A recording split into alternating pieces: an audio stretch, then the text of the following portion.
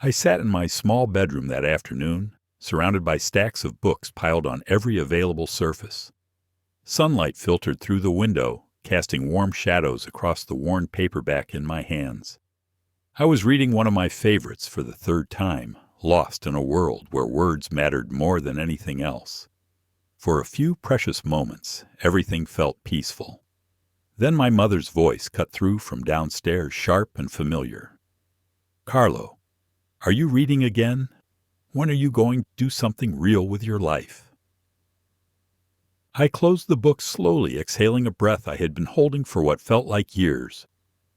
Tomorrow was my brother Marcus's engagement party. Mom had invited the entire extended family. My stomach twisted with dread, knowing she would humiliate me in front of everyone again. But I had no idea that everything was about to change. I did not know that party would be the moment when everything shattered and then somehow began again. Before I continue, let me ask you something. Have you ever been misunderstood by someone in your family about your passion? Have you ever felt invisible to the people who should see you most clearly? If you have, drop a comment below. I want to know I am not alone in this. And if you are curious about what happens when secrets come to light and families are forced to face the truth, hit that like button and subscribe. Trust me, you will want to hear how this unfolds. Now let me take you back 3 years to where this story really begins. I need to tell you how I got here, sitting in that room, hiding who I really was. From the people who raised me. It started when I was 12 years old. That was the year I discovered the public library 3 miles from our house. Every day after school I would walk there no matter the weather. Rain, snow, blazing summer heat, I made that journey, because the library was the only place I felt truly safe. My parents fought a lot back then. Dad worked long hours as an electrician, coming home exhausted and silent. Mom managed the household with an iron grip, always worried about appearances, about what the neighbors thought, about whether we measured up to other families on our street. Marcus, 3 years older than me, seemed to handle it all fine. He played football, got decent grades, had plenty of friends. But me, I retreated into books. The library smelled like old paper and furniture polish. The lights were soft and yellow, not harsh like the fluorescent ones at school. Mrs. Patterson, the elderly librarian, took a liking to me. She would save books she thought I might enjoy, setting them aside, on a special shelf with my name on a little card. "Carlo," she would say, her voice gentle and knowing, "I found something for you." She introduced me to worlds I never knew existed. The book that changed everything was To Kill a Mockingbird. I was 13 when I read it. Something about Scout's voice, about the way Harper Lee captured the ache of childhood and injustice and hope all at once. It made me feel seen. For the first time in my life, I understood that stories could do that. They could reach across time and space and touch someone's heart, make them feel less alone.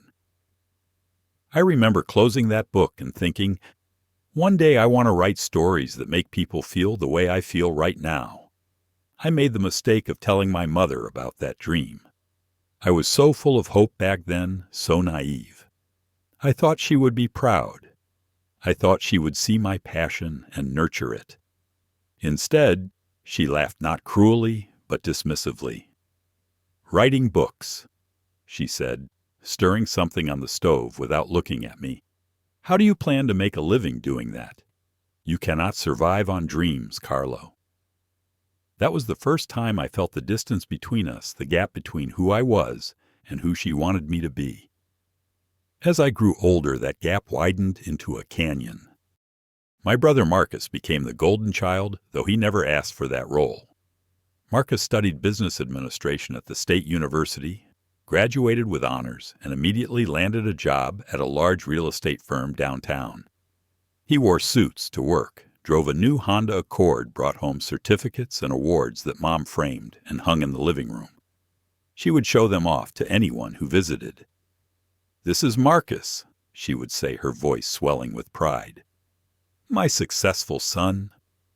And then there was me. I studied English literature first at community college to save money, then transferred to the state university. After graduation, I took a part-time job at Corner Books, a small independent bookstore near downtown. The pay was minimal, barely enough to cover rent on my tiny one-bedroom apartment and basic expenses. I spent every free moment reading and writing, working on a novel that consumed my thoughts and dreams. But to my mother, I was just wasting time. Family dinners became a special kind of torture. Mom would set the table with her good China cook elaborate meals and then spend the entire time talking about Marcus. "Marcus just got promoted to senior sales manager," she announced one evening, beaming. $50,000 a year. Can you believe it? Everyone clapped. My aunts and uncles congratulated him. Then Mom's eyes would drift to me, sitting quietly at the end of the table. "And Carlo, you are still at that bookstore, right?" Her tone made it sound like a hobby, not a job. "I am also writing, Mom," I said softly. She shook her head. "Writing? What does that even mean? Who pays you to write? You need to grow up, Carlo." The word stung every single time, but I learned to keep my face neutral, to nod and change the subject. I told myself that one day she would understand.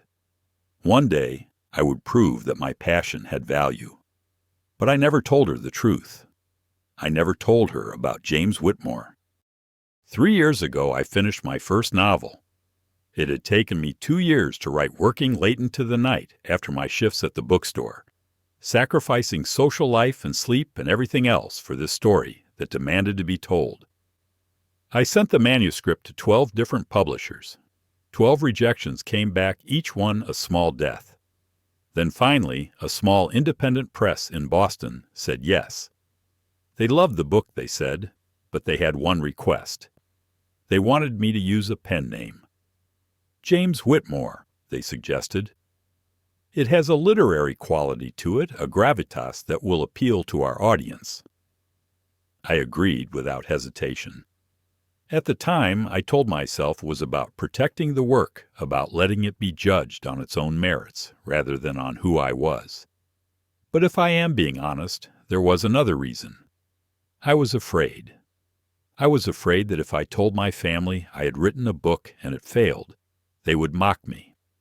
I was afraid my mother would say, "See, I told you so. You wasted your time." And if by some miracle the book succeeded, I was afraid she would find a way to diminish it, to say I got lucky to make it about anything other than my talent and hard work. So I kept it secret.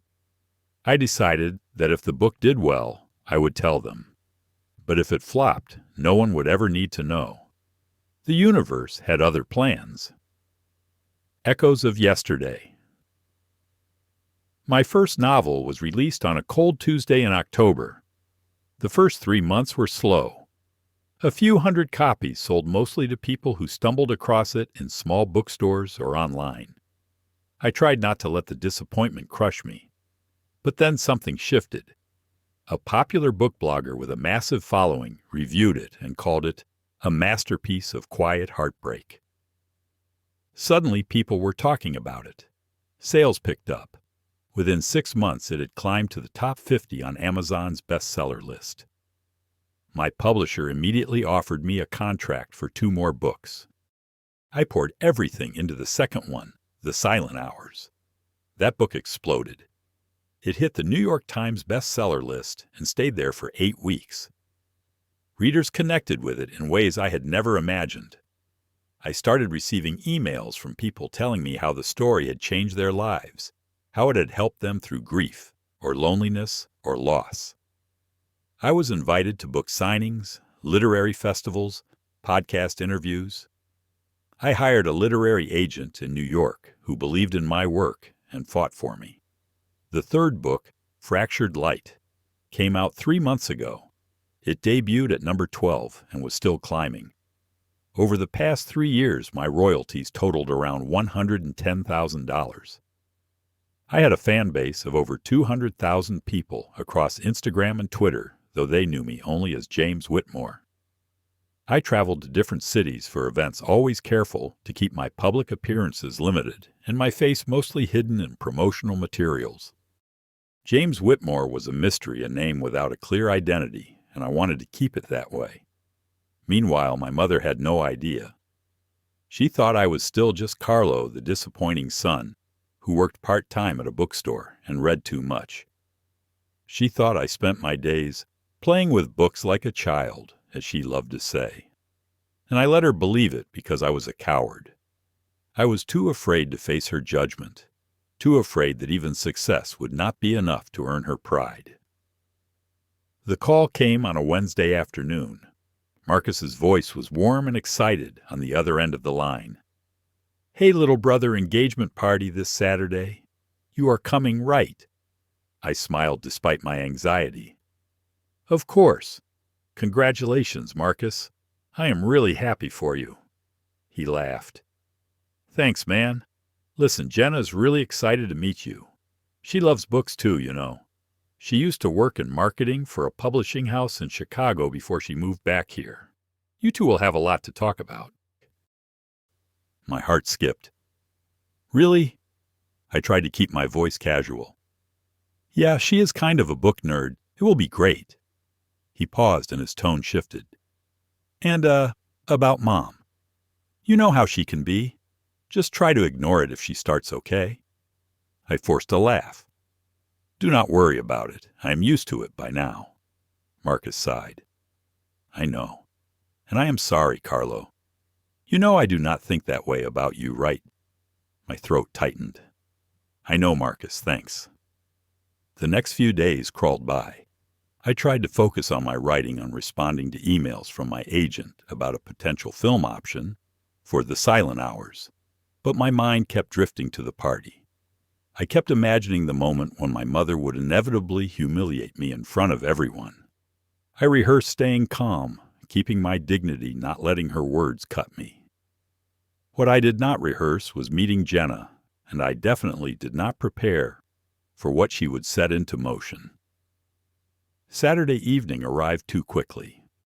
I drove to my mother's house, a 2-story colonial in a quiet suburb with a big backyard perfect for entertaining. She had gone all out with decorations. String lights twinkled in the trees.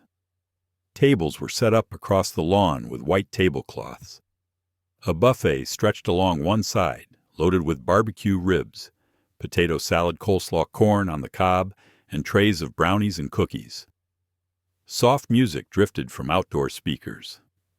About 30 people mingled, holding drinks and laughing. It looked perfect, like something out of a magazine. I parked on the street and sat in my car for a moment, gathering courage. I had dressed carefully, navy button-down shirt and black slacks, wanting to look presentable without trying too hard.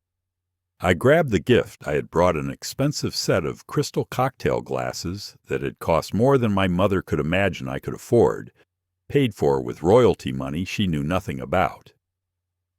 Taking a deep breath, I got out and walked toward the backyard. I spotted Marcus immediately. He stood near the patio, and next to him was Jenna. She was around 28, with shoulder-length brown hair, wearing a floral sundress that moved gently in the evening breeze. She had a warm smile and wore thin-framed glasses that gave her an intelligent, approachable look. When she saw me, her face lit up. Marcus waved me over. "Carlo, there you are. This is Jenna, my fiancée." Jenna extended her hand, and her handshake was firm but friendly. "Carlo, Marcus has told me so much about you. I hear you love books." I nodded, careful with my words. "Yes, I really do." Her eyes brightened.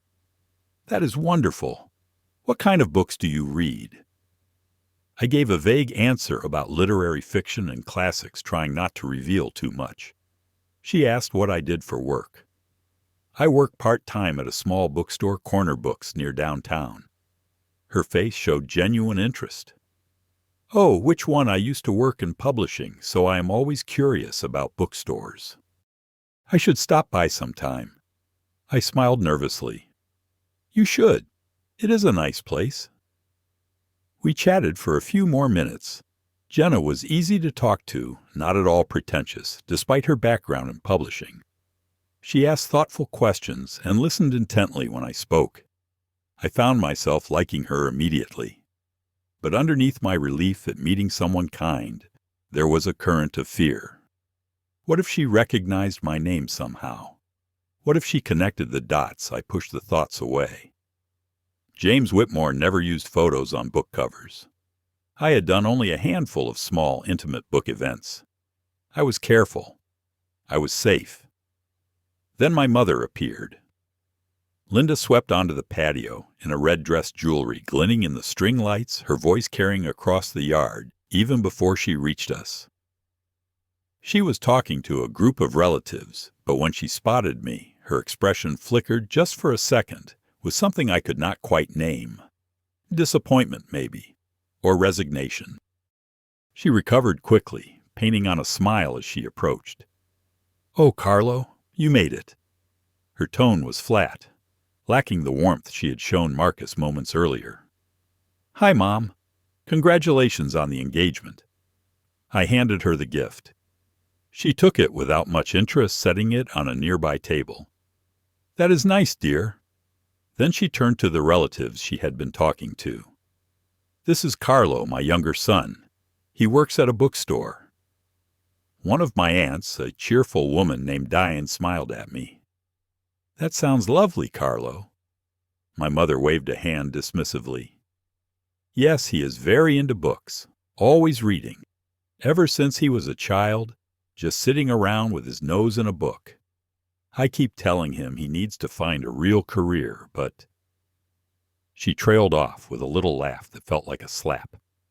The relatives laughed awkwardly, unsure how to respond.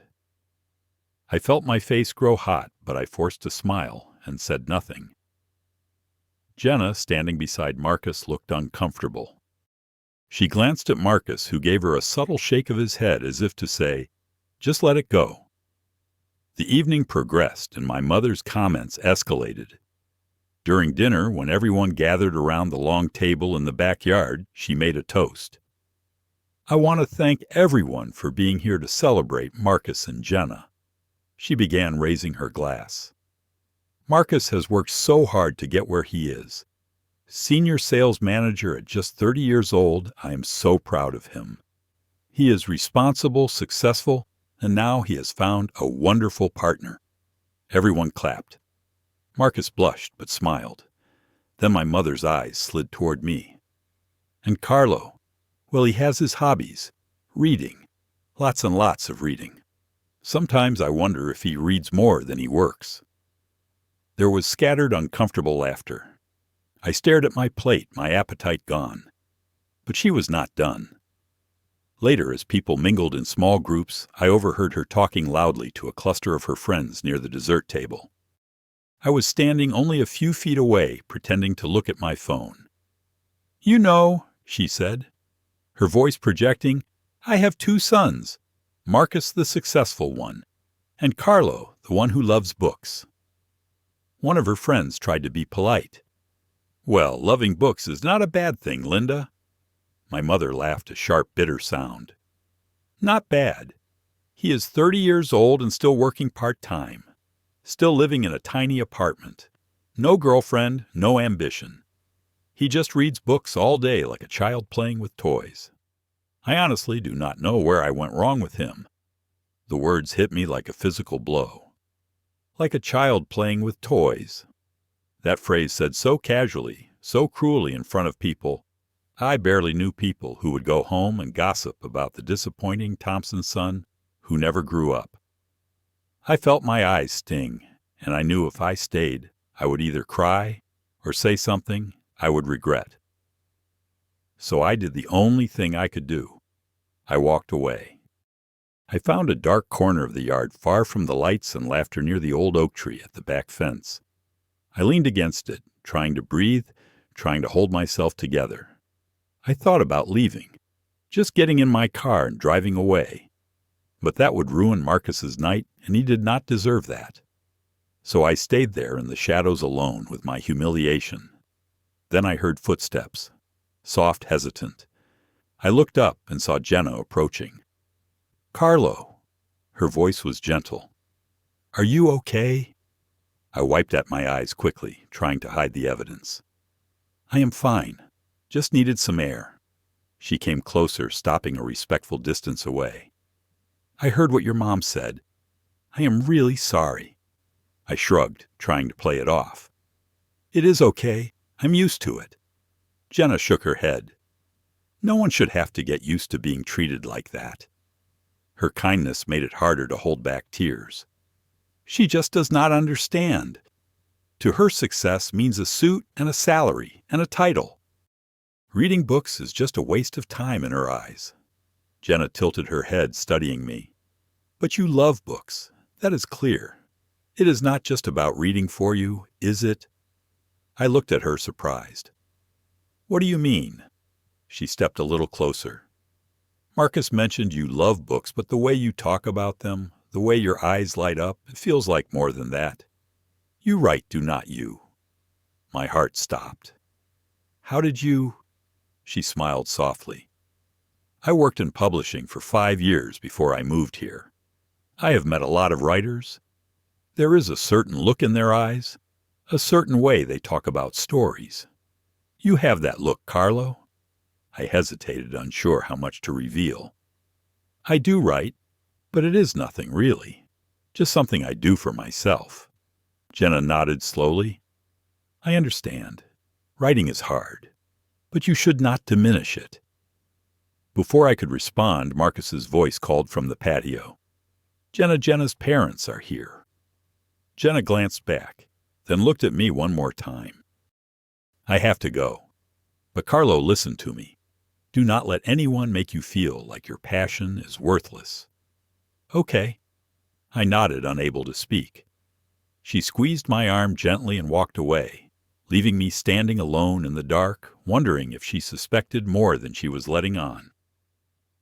2 days after the party, I tried to go back to normal. I went to work at the bookstore shelving books and helping customers. I answered emails from my agent about upcoming promotional opportunities for Fractured Light. I tried to write, but the words would not come. My mother's voice kept echoing in my head, like a child playing with toys. It should not have hurt so much after all these years, but it did. Meanwhile, Jenna could not stop thinking about our conversation.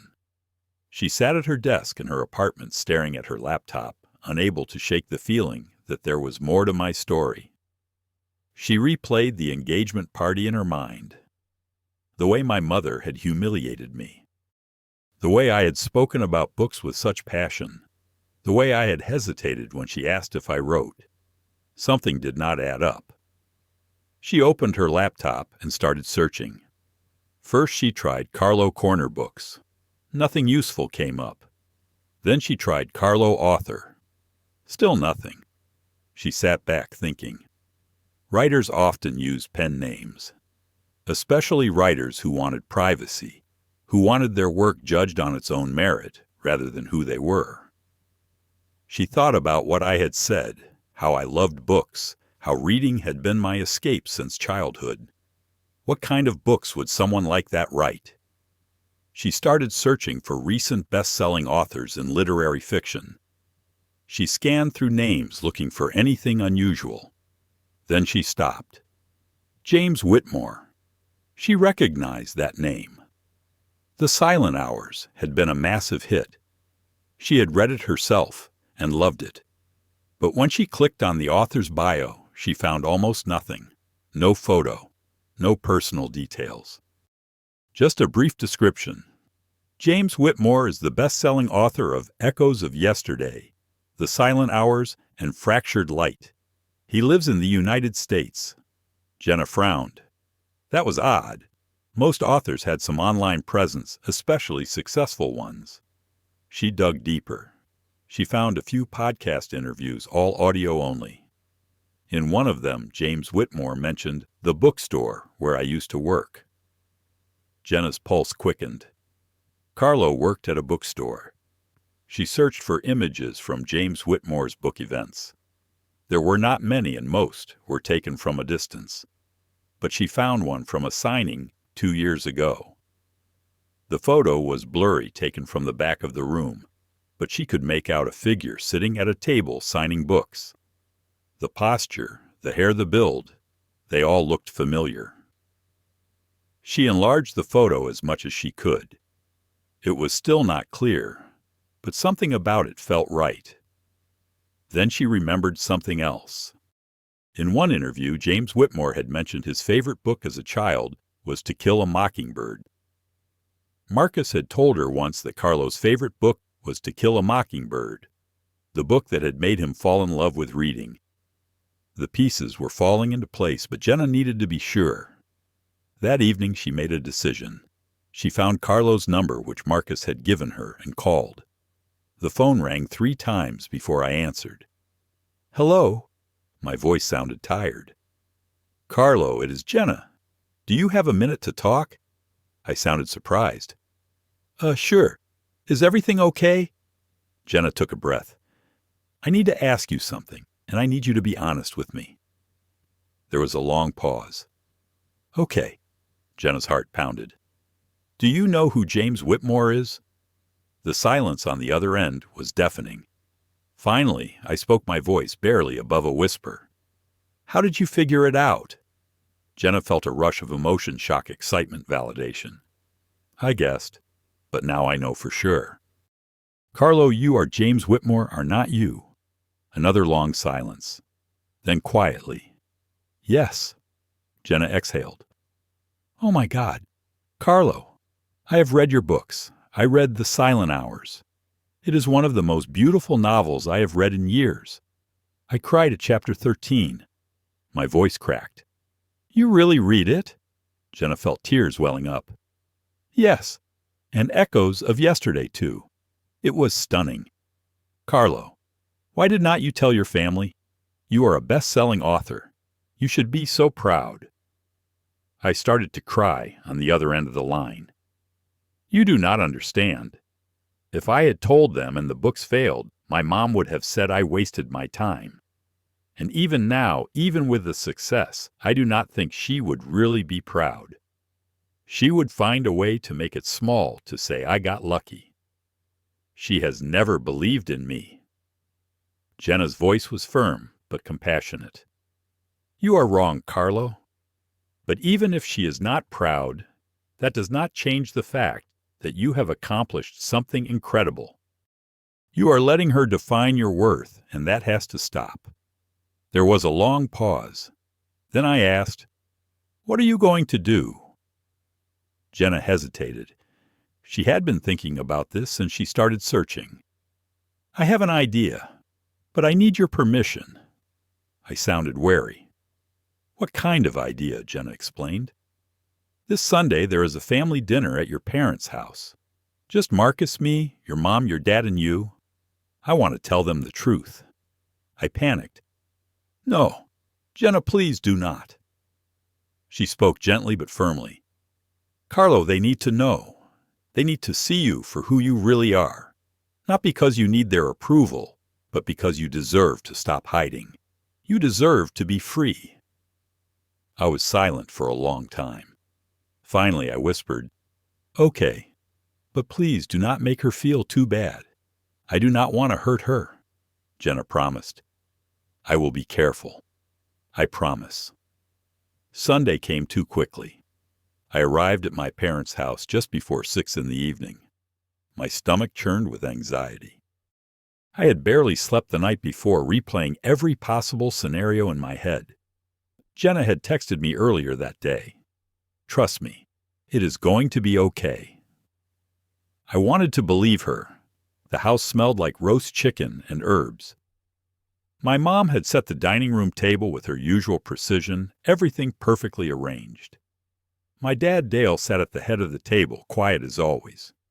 He gave me a small nod when I walked in.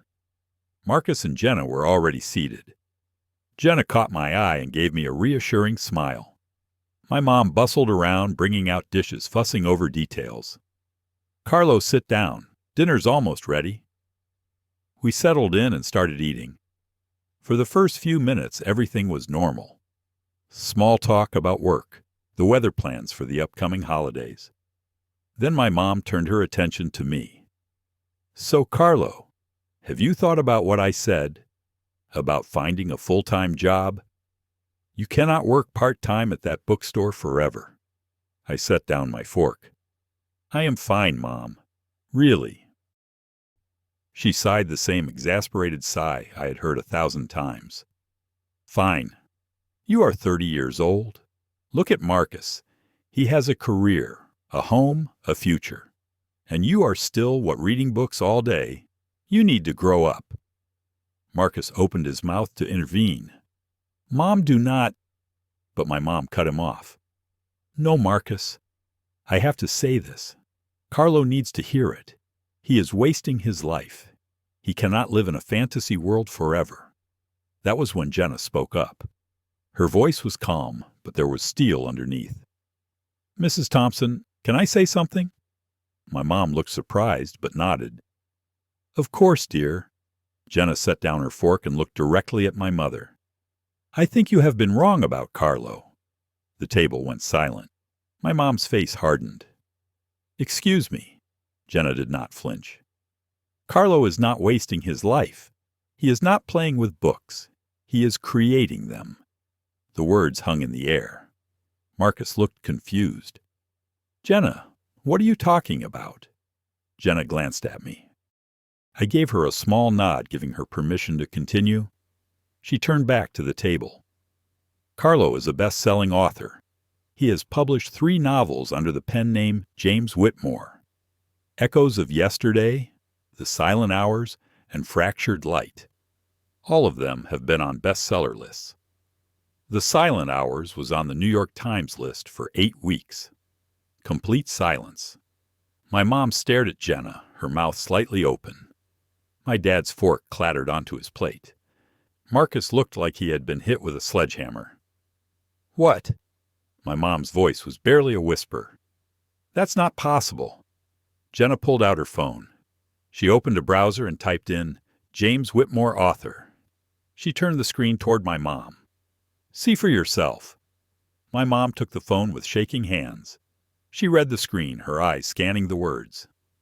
Best-selling author. 3 novels. Critical acclaim. Over 300,000 copies sold.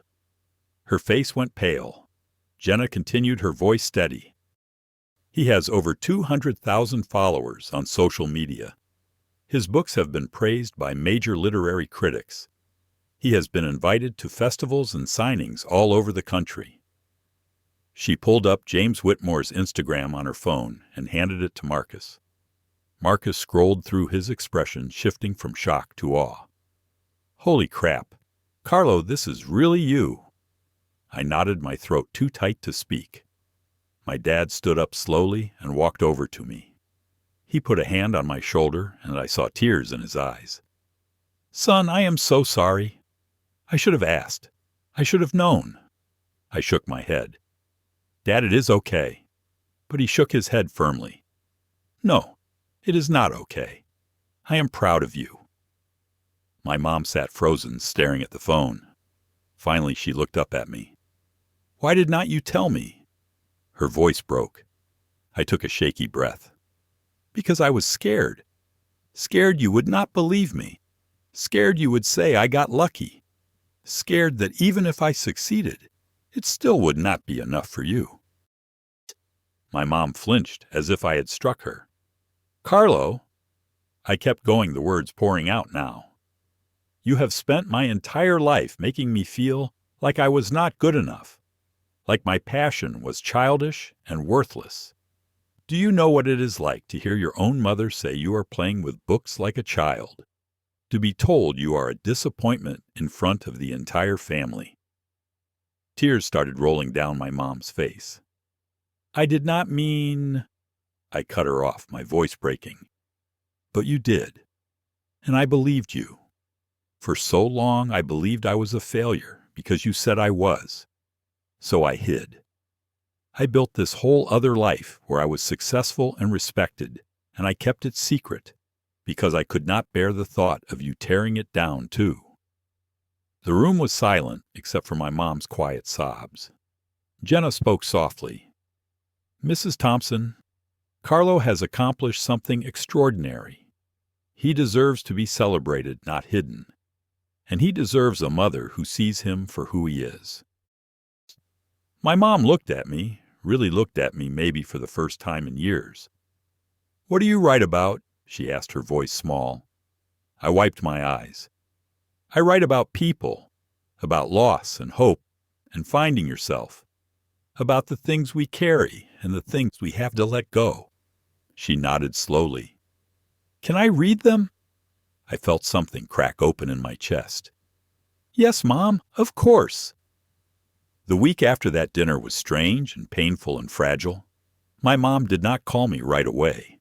Neither did I call her. Marcus checked in every day, still processing the revelation. "I cannot believe you are James freaking Whitmore," he kept saying. "Do you know how many people at my office read your books?" My dad sent me a text that simply said, "Proud of you, son." It meant everything. But it was my mom's silence that weighed on me. I knew she was processing, grappling with years of assumptions that had just been shattered.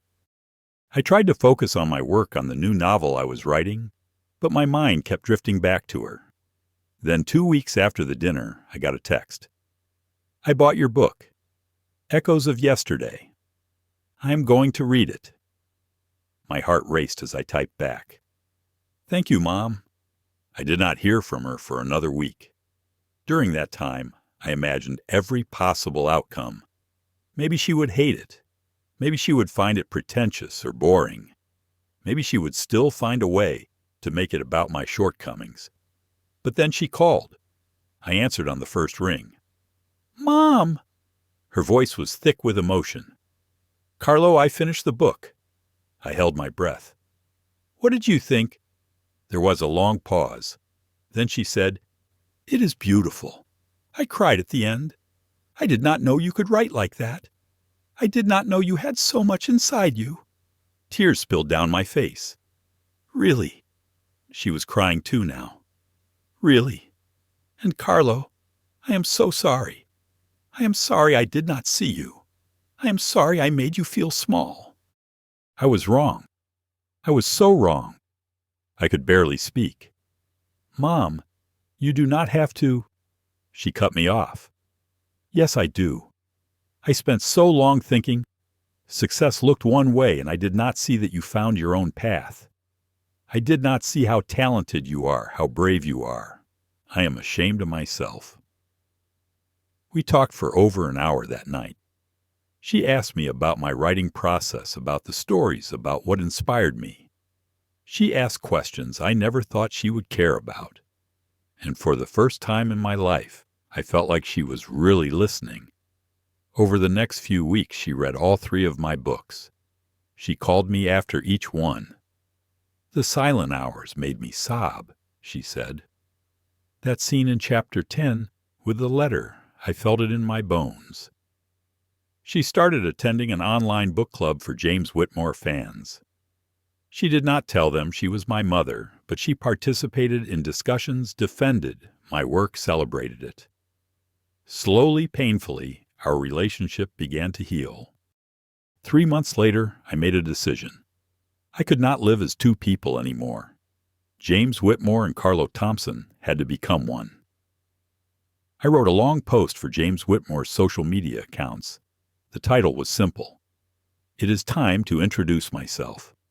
I posted a photo of my face, the first clear one I had ever shared publicly.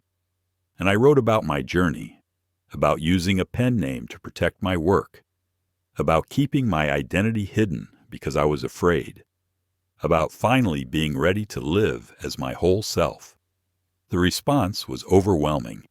Thousands of comments poured in. "We love you no matter what name you use. Your stories changed my life. Thank you for being brave. You are incredible. Thank you for sharing your truth."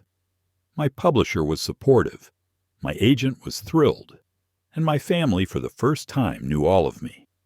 I decided to publish my 4th novel under my real name, Carlo Thompson.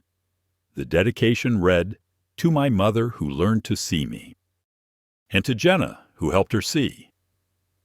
The book came out 6 months later, and debuted at number 5 on the New York Times list.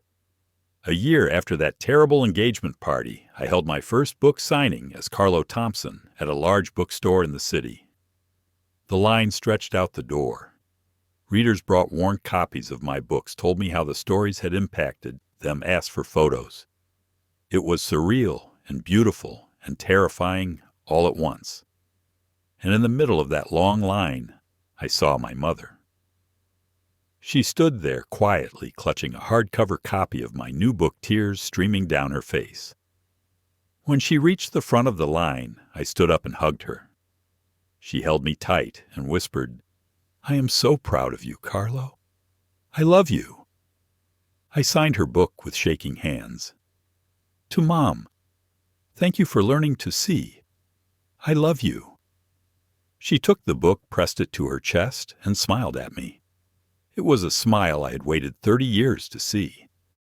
Looking back now, I realized the journey was never really about proving my worth to my mother.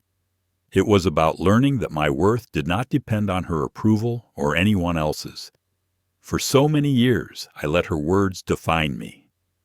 Playing with books like a child. Disappointment. Failure. But the truth is, I was none of those things. I was a storyteller. I was someone who found beauty in words and gave it to the world. My mother's transformation was not magic. It took time, effort, and Jenna's courage to reveal what I could not. But the real change happened inside me. I stopped hiding. I stopped waiting for permission to be proud of myself. I stepped into the light and claimed my life.